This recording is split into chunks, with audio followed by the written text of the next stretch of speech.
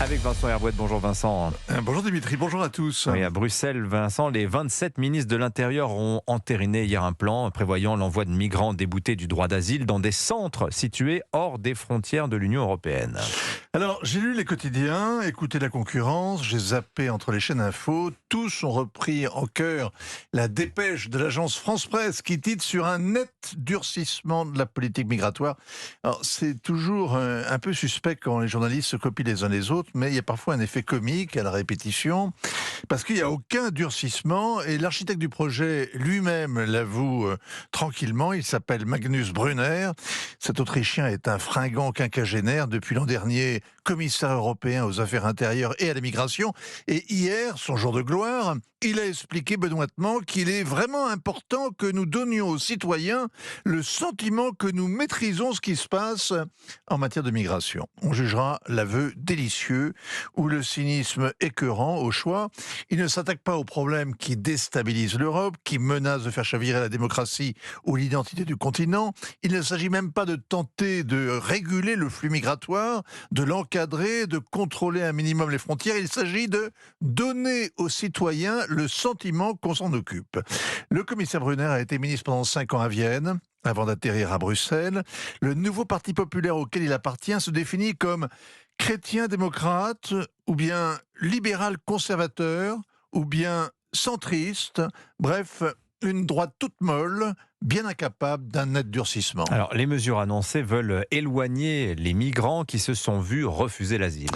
3 mesures claironnées, autant d'illusions d'optique. La première, c'est de sévir contre ceux qui s'accrochent, qui refusent de quitter le territoire européen malgré l'ordre qui leur a été donné. Les peines de prison seraient allongées.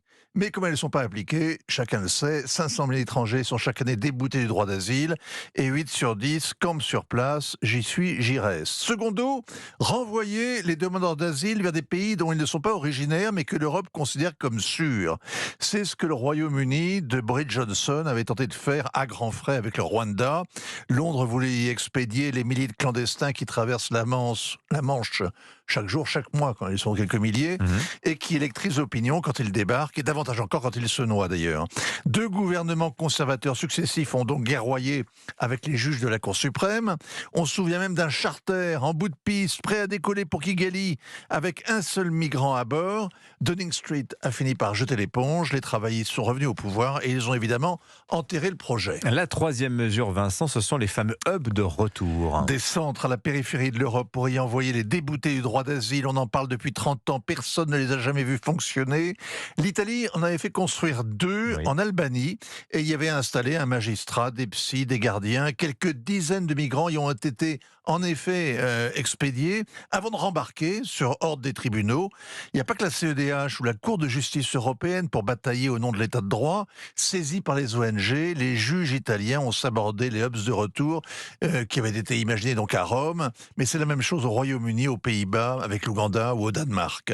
Le hub de retour, en fait, c'est le pays qui n'existe pas. Ou alors, seulement en Papouasie-Nouvelle-Guinée, où les Australiens expédient ceux qui osent forcer leurs eaux territoriales. Pour l'Europe, c'est pas la solution, c'est un sentiment de solution, sans doute.